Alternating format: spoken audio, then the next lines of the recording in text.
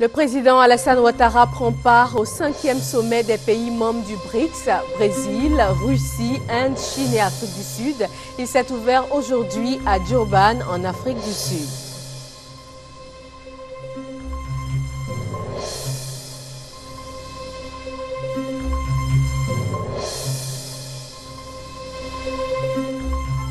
La 6e conférence annuelle conjointe des ministres de l'économie de l'Union africaine et de la Commission économique pour l'Afrique a refermé ses portes aujourd'hui. Et en santé, la pharmacie de la santé publique change de statut et de mode de gestion. Dès le mois de juin prochain, elle devient la nouvelle pharmacie de la santé publique de Côte d'Ivoire. Il est 23h, bienvenue à cette édition du journal sur RTI 1. Le 5e sommet des pays membres du BRICS, Brésil, Russie, Inde, Chine et Afrique du Sud, a ouvert ses portes aujourd'hui à Durban. Le président Alassane Ouattara est arrivé hier dans la capitale sud-africaine. Il a été accueilli sur place par les autorités du pays. Jérôme Kofi Abolin, envoyé spécial à Durban. Durban, nous sommes en Afrique du Sud. L'arrivée du président de la République de Côte d'Ivoire, Alassane Ouattara, y est effective lorsque les aiguilles de la pendule au niveau local, ce lundi 25 mars 2013, marquent 0h15, soit 22h15, temps universel. Le chef de l'État ivoirien, avec à ses côtés la présidente de la Commission de l'Union africaine, Dlamini Zuma, accueilli à sa descente d'avion sous des gouttes de pluie, vient prendre part au sommet du BRICS, terme venant des initiales des noms des pays qui composent ce groupe, à savoir le Brésil, la Russie, l'Inde, la Chine et l'Afrique du Sud, South Africa pour parler comme les anglophones. Ces 5 pays donc qu'il convient d'appeler des superpuissances émergentes. À cette rencontre, la 5e du genre, la présence du président Alassane Ouattara ne surprend guère. Pour lui, conformément à ses ambitions de faire de la Côte d'Ivoire un pays émergent, cette présence ivoirienne a tout son sens. Nous sommes heureux d'être là, bien qu'il soit minuit passé. Nous sommes à Durban pour les BRICS. Vous savez, c'est des grands pays émergents. C'est important pour le monde en développement. C'est important pour l'Afrique et notamment pour la Côte d'Ivoire. Nous avons des projets d'envergure avec des grands pays tels que la Chine, bien sûr bientôt le Brésil, l'Inde et bien évidemment l'Afrique du Sud. Et la Russie également a investi dans l'exploration pétrolière. Nous verrons tous les chefs d'État de ces 5 pays qui constituent un morceau important de l'économie mondiale. Donc nous venons échanger et rencontrer les dirigeants et leur dire que la Côte d'Ivoire est donc au travail et que nous avons besoin d'investisseurs de ces grands pays. Aussi, le rendez-vous de Durban pendant 2 jours, c'est-à-dire les 26 et 27 mars 2013, va permettre aux délégations de débattre sur la restructuration de l'économie mondiale et du système financier. Pour ce faire, il n'est pas exclu que l'éventuelle transformation du Club des 5 en une organisation mondiale soit l'un des sujets clés à cette rencontre. Ce qui fait dire par certains observateurs que le sommet de Durban peut favoriser le début d'une formation d'un nouveau bloc international au regard de l'évolution de la situation économique mondiale. Cela quand on sait surtout que le groupe du BRICS n'écarte pas l'idée de mettre en place sa propre banque de développement et un fonds de réserve de devises. Le 5e sommet donc de Durban s'est ouvert aujourd'hui. L'institution pèse de plus en plus lourd. Elle s'ouvre désormais à l'Afrique. Ce sommet sera donc l'occasion de parler de l'intégration et de l'industrialisation de l'Afrique. Brésil, Russie, Inde, Chine et Afrique du Sud, ce sont les BRICS. 5 pays regroupés pour tenter de constituer une force économique et politique affranchie des puissances occidentales. 5 économies hétérogènes, dont le poids lourd est de loin la Chine, le pays le plus peuplé du monde, qui est aussi la 2e puissance économique mondiale. Le poids plume, c'est l'Afrique du Sud, point d'ancrage des BRICS dans le continent africain, qui accueille cette année à Durban le 5e sommet annuel. Véritable mastodonte démographique, les BRICS ont décidé de se pencher cette année autour du thème « Les BRICS et l'Afrique », un partenariat pour le développement, l'intégration et l'industrialisation.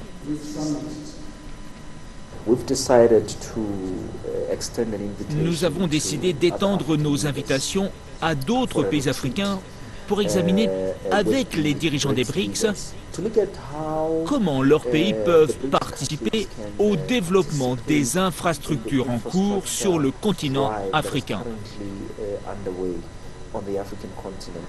Mais face à la force de frappe économique que représentent les BRICS, les pays africains s'interrogent sur le poids de la Chine. Un accord de libre-échange ouvrirait en grand les vannes des importations chinoises, pérennisant une nouvelle forme de colonialisme. Car c'est bien d'indépendance qu'il s'agit. Les BRICS veulent se doter d'institutions et de mécanismes pour contourner un système mondial dominé par l'Occident, à commencer par la création d'une banque de développement commune. Une telle banque serait plus sensible aux besoins des pays en développement. Elle pourrait procurer les fonds nécessaires à des projets d'infrastructure ou d'autres sortes de projets sans nécessairement imposer les conditions que la Banque mondiale ou le FMI imposaient par le passé. La nouvelle banque serait dotée d'un capital de départ de 50 milliards de dollars, 10 milliards par pays, un effort énorme pour Pretoria, une goutte d'eau pour la Chine. Les BRICS pourraient aussi mettre de côté une partie de leur colossale réserve de change. Le pot commun de 240 milliards de dollars leur permettrait de s'entraider en cas de choc conjoncturel et d'éviter un recours au Fonds monétaire international. Fin aujourd'hui des travaux de la 6e réunion annuelle conjointe des ministres de l'économie de l'Union africaine et de la Commission économique pour l'Afrique. Pendant ces 2 jours, il a été question d'approfondir les politiques industrielles pour le développement du continent. Alexis Ouedraogo. Le leadership, clé du développement des États africains, cette vision du président Alassane Ouattara a inspiré les experts de la 6e conférence conjointe Union africaine, Commission économique des Nations unies pour l'Afrique. Les discussions durant les travaux ont montré que le continent peut relever les défis du développement à la condition de la formation efficace des hommes et des renforcements de la solidarité sur le continent. Sur le sujet de l'industrialisation, les experts ont reconnu les incompétences du passé et rassuré de l'élan nouveau soutenu par des acquis encourageants. L'industrialisation accélérée basée sur les matières premières, aidée d'une véritable promotion, devrait contribuer à un développement de l'Afrique. Les débats ont permis de noter que l'industrialisation accélérée pourrait contribuer à la réalisation d'un développement durable et inclusif de l'Afrique. Il nous faut donc aborder cette phase décisive avec confiance et détermination, à travers une vision stratégique claire et partagée, soutenue par des politiques efficaces.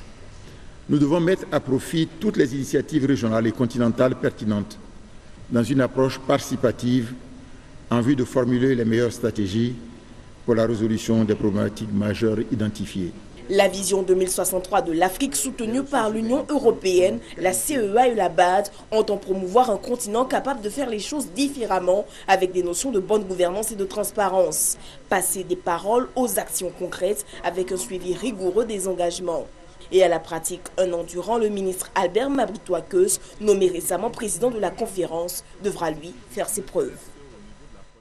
Justement, le ministre Albert Mabritoakeus, ministre d'État, ministre du Plan et du Développement, est désormais président de la conférence des ministres africains chargé de la planification et du développement. Il était sur le plateau du 20h avec Ali Diarra-Souba. Le nouveau président de la Commission économique pour l'Afrique donne ici son plan d'action. D'abord, au plan national, nous organiser pour faire un meilleur suivi de toutes les décisions d'Abidjan. Il y a une déclaration d'Abidjan, il y a eu donc 6 résolutions. Nous allons proposer donc au gouvernement de mettre en place un comité national de suivi qui comprendra, outre les ministères du plan et de l'économie et des finances, le ministère de l'Industrie, le ministère de l'Intégration africaine. En dehors de cela, nous devons discuter à la CIA et la Commission de l'Union africaine. D'ici 2 mois, les nouvelles structures de la CIA seront en place et nous devons nous rencontrer pour que nous essayions de voir comment les résolutions peuvent avoir un début de mise en œuvre. Je vous ai parlé des actions fortes du président de la République, notamment un forum sur l'intégration économique de l'Afrique qui a lieu, mais aussi la demande de la CIA de voir le président parrainer une stratégie importante sur la mobilisation des ressources. Ce sont des questions que nous devons piloter en dehors notamment de la représentation dans les échanges avec le G8, dans le Forum mondial sur le développement. Voici donc des dossiers qui vont mobiliser nos énergies pendant les 12 mois que dure ce mandat. C'est un mandat pour la Côte d'Ivoire, c'est un mandat qui nous donnera l'occasion d'affirmer notre leadership et nous avons donc les bénédictions du président de la République, le soutien du Premier ministre et je voudrais vraiment dire que ça a été une belle chose pour la Côte d'Ivoire. Les petites et moyennes entreprises peuvent souffler. Elles seront désormais financées par la mutuelle de crédit et de financement des PME. C'est la réponse de la Fédération ivoirienne des PME au problème de financement des structures économiques de taille modeste. Adama Koné nous explique. Nous sommes des opérateurs économiques. Nous créons des richesses et des valeurs. C'est notre objectif. Et effectivement, nous avons pas mal de problèmes avec les financements qui nous demandent pas mal de justificatifs. Et surtout, quand ils nous prêtent des crédits, le taux d'intérêt est très élevé. Bouffée d'oxygène financière pour Mme Cissé et partant pour l'ensemble des petites et moyennes entreprises. Un nouveau guichet s'offre à ces structures. La mutuelle de crédit et financement des PME, en abrégé MCF PME, appuyée par la Banque mondiale à hauteur de 2,250 milliards de francs CFA. Cette mutuelle a pour objectif de lever les contraintes liées au financement des PME par des prestations adaptées. Par exemple, elle peut accorder des crédits allant jusqu'à 15 millions de francs CFA. Les conditions d'accès à la mutuelle de crédit et de financement des PME, c'est d'abord d'être une PME selon le décret qui définit les PME. Et même des petites entreprises qui sont dans l'informel, on est prêt à les accompagner pour monter dans le secteur formel. Et donc, il faut être membre de la mutuelle en déboursant une participation qui fait de vous membre de la mutuelle. Et à la suite, vous rentrez dans la couveuse, comme je pourrais dire, pour qu'on puisse évaluer les difficultés que vous avez et puis apporter les solutions adaptées à vos difficultés.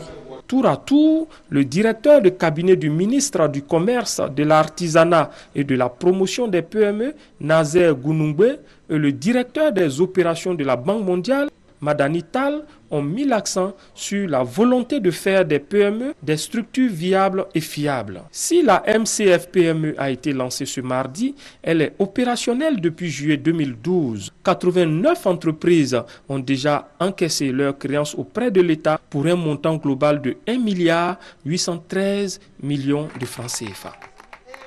Voilà qui met fin à ce chapitre consacré à l'économie. Parlons de cet échange d'expériences entre la Côte d'Ivoire et le Burkina Faso. C'est dans le domaine de la communication. Le ministre de la Communication ivoirien a visité les médias d'État burkinabés. Afoussi Bambalamine est en visite de travail au Burkina Faso depuis le dimanche dernier. Gabriel Zani sur place à Ouagadougou. Comprendre le fonctionnement des médias d'État burkinabés afin de permettre très rapidement les échanges de bons procédés entre les structures sous tutelle des ministères de la communication de la Côte d'Ivoire et du Burkina Faso. Tel est l'objectif de la visite effectuée ce lundi après-midi par le ministre Afoussiata Bambalamine à la chaîne de proximité RTB 200. Accompagné du ministre burkinabé de la communication, Alain-Edouard Traoré, et de l'ambassadeur de la Côte d'Ivoire au Burkina Faso, Abdou Touré, Afoussiata Bambalamine s'est rendu successivement à la radio nationale et la télévision du Burkina. La visite s'est achevée aux éditions Sidoya, quotidien étatique et public, équivalent à Fraternité Matin en Côte d'Ivoire.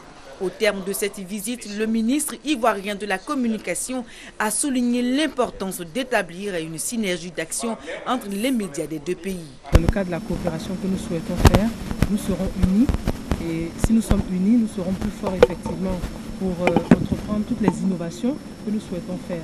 Le ministre de la Communication du Burkina m'a expliqué effectivement quels étaient les projets qui devaient être mis en œuvre aussi bien au niveau des éditions Sidoya que de la RTB. Nous avons aussi des projets en ce qui concerne la RTI, donc nous pourrons effectivement les développer ensemble. Selon le ministre ivoirien de la Communication, la radiodiffusion télévision burkinabé devra très bientôt s'inspirer du modèle ivoirien pour répondre aux normes internationales dans le domaine du numérique. Le programme de communication gouvernementale passe au peigne fin. Le Centre d'information et de communication gouvernementale travaille à lui donner un nouveau visage. Il devra correspondre au programme de travail gouvernemental 2013 récemment adopté. C'est ce que nous dit Maïsako. L'élaboration du programme de communication gouvernementale est un nouveau processus qui va donner un cadre formel d'action et des moyens à la communication du gouvernement. L'atelier vise à permettre aux responsables des services de communication des différents ministères de définir ensemble une méthodologie en cohérence avec les axes, stratégies et dossiers prioritaires du gouvernement pour l'année 2013. Cet atelier, à la différence de la précédente, puisque nous avons précédemment organisé une bonne connaissance des axes stratégiques et actions prioritaires du gouvernement, il s'agit maintenant, puisque le PTG 2013 a été adopté, de permettre aux responsables de communication de contribuer à formuler le programme de communication du gouvernement qui va accompagner donc le PTG 2013. Cette synergie des services de communication des ministères a pour objectif le renforcement de la communication du gouvernement avec la population et une meilleure promotion de la politique gouvernementale. Parlons santé avec le changement de statut et de mode de gestion de la pharmacie de la santé publique PSP. Cette mesure de l'État vient redonner vie à l'institution qui croule sous le poids des dettes. La PSP doit faire face à un passif de 10 milliards de francs CFA. À partir donc de juin prochain, elle devient la nouvelle pharmacie de la santé publique, nous dit Chantal Akanda. Un personnel en mouvement, une activité pleine, des stocks de médicaments visibles, c'est le décor à la pharmacie de la santé publique, PSP, en ce début de semaine. Mais derrière cette belle image se cache une triste réalité. La PSP ploie sous une dette énorme estimée à 10 milliards de francs CFA. L'État a donc décidé de changer son statut en privé. La pharmacie de la santé publique est à l'agonie. Aujourd'hui, elle a besoin de se refaire une santé. La PSP, c'est aussi 292 agents. D'ailleurs, il faut parler d'eux d'abord, parce que c'est eux qui font le travail de la PSP, malgré les conditions difficiles. Alors, je pense que cette réduction de 30% du personnel, mais ça ne veut pas dire licenciement. Vous savez que la PSP présente beaucoup de fonctionnaires, et vous savez qu'on ne peut pas licencier un fonctionnaire. La nouvelle pharmacie de la santé publique sera installée en juin prochain. Occasion pour le ministre de la Santé d'insister sur cette nouvelle réforme. Nous sommes en pleine restructuration de cette pharmacie de la santé publique. Tout va ensemble, c'est-à-dire la mise en place de la nouvelle association à but non lucratif, donc appelée nouvelle PSP, va avec la nouvelle reformulation de la gratuité ciblée, va également avec la mise en place de la couverture maladie universelle. C'est un ensemble, l'un ne peut pas aller sans l'autre. La nouvelle pharmacie de la santé publique sera une structure décentralisée afin de servir les structures sanitaires en vue de se rapprocher davantage des populations et de restaurer la crédibilité auprès des fournisseurs. Dimanche prochain, c'est la fête de Pâques, une fête religieuse qui occasionne de nombreux déplacements dans le pays. Cette année encore, des milliers de personnes vont prendre la route. Comment les professionnels des transports s'organisent-ils? Le constat de Mamadou Kouassi à la gare routière d'Adjamé. C'est encore le grand calme dans les gares routières d'Adjamé, mais plus pour longtemps. À partir de jeudi, ce sera l'affluence. Plus de 3 millions de personnes devraient être transportées durant cette période de fête de Pâques en direction des régions du centre de la Côte d'Ivoire. Pour éviter le stress du dernier moment, certains ont pris de l'avance. Je vais à Yamsoko pour aller préparer la fête de Pâques en famille. Voilà. Parce que chaque année, on va au village pour aller fêter la fête de Pâques avec les grands-parents, les frères, les sœurs et tout. Les transporteurs se préparent à une fin de semaine mouvementée. Certains ont même augmenté de plus d'un tiers le nombre de liaisons en direction du centre. La sécurité est aussi renforcée. En plus de 9 agents de sécurité que nous allons nous associer avec les agents de la police. Nous avons pris 4 agents de la police qui vont commencer le mercredi jusqu'au samedi. Même objectif de sécurisation de la route pour les responsables des transporteurs. Depuis un mois, la plupart des véhicules sont allés faire pont neuf, c'est-à-dire de refaire les visites techniques, mettre à jour les pièces administratives et essayer de mettre le maximum de véhicules, mettre le parc automobile à flot. Nous avons sensibilisé déjà nos chauffeurs à ce que chacun fasse très attention à cette période de fête, surtout pas d'alcool au volant, le respect strict du code de la route, parce que à cette période de fête, de Pâques, nous ne voulons pas qu'il y ait des familles en deuil. Des dispositions applicables à Abidjan et sur toutes les routes de la Côte d'Ivoire. Le prix des droits de l'homme de France reçu par l'APDH vient d'être remis aux victimes d'Anankwa-Kouté, victimes de la crise post-électorale. L'Action pour la protection des droits de l'homme avait reçu ce prix le 2 mars dernier pour ses actions en faveur des victimes de la crise post-électorale. Victorine Yaoyoboué. Elles se sentaient oubliées et marginalisées. Aujourd'hui, les victimes de la crise post-électorale retrouvent l'espoir avec ce prix des droits de l'homme décerné à l'APDH pour les avoir soutenues. Elles sont donc venues de Saint-Fra, de Grand Laou, de Diokoué, ainsi que des communes d'Abidjan pour toucher ce prix du doigt. Nous avons travaillé effectivement avec l'APDH dans l'ombre, au plus fort de la crise, au moment où nous pensions que nous étions marginalisés. Donc la PDH nous a servi de tremplin pour que la voix d'Anankwa soit entendue un peu partout. Et aujourd'hui, ce prix, c'est que nous n'avons pas prêché dans le désert, c'est que nous sommes entendus. C'est un sentiment de joie parce que depuis que nous recevons des ONG, nous n'avons jamais eu le retour. Pour nous, c'est un début de réparation de ce qui nous est arrivé. Les victimes veulent bien s'inscrire dans la réconciliation, mais pour elles, ce processus pourrait être accéléré si elles bénéficiaient d'une aide en attendant la réparation. Quand quelqu'un voit qu'il ne peut pas habiter où il était, ça a été détruit, vraiment il n'est pas tranquille. D'une part, il est frustré et quand on parle de paix, il ne comprend pas pourquoi on parle de paix. Le président de l'Action pour la protection des droits de l'homme abonde dans ce sens en affirmant que des projets concrets seraient d'une grande aide à ces personnes qui ont tout perdu pendant cette crise. Les cultures Bron et Atié de Côte d'Ivoire et les cultures du Sénégal sont à l'honneur depuis le samedi dernier à Daoukro. Cela grâce à la 9e édition du Festival international de la culture et des arts de Daoukro, FICAD. Charles Tatou nous y conduit. Cadre de brassage de toutes les cultures ivoiriennes, le Festival international de la culture et des arts de Daoukro veut, à travers les valeurs culturelles, contribuer au rapprochement des peuples, facteur de l'unité et de la réconciliation. Le FICAD a été porté sous les fonds baptismaux en 2004. Pour nous, il était important de désorienter un tant soit peu l'opinion nationale, la population de la politique politicienne. Aujourd'hui, notre objectif majeur d'abord, qui est de créer une communion des fils et filles de la grande région du Ufou, a été atteint. L'édition 2013, 9e du genre, met à l'honneur deux grands peuples, notamment le Bron au nord-est de la Côte d'Ivoire, avec son obidombier caractérisé par 6 danses, dont Aldoua, la danse des nobles venus d'Assuefri, et l'Atié au sud du pays, avec l'un de ses orchestres célèbres, l'Aïwo Orchestra d'Azopé. Outre ses valeurs culturelles ivoiriennes, le FICAD mettra également à l'honneur la culture sénégalaise avec la prestation attendue d'une troupe théâtrale arrivée de Dakar. L'inspecteur d'État Niamien Ngouran et l'ex-ministre Moïse Koumoué Kofi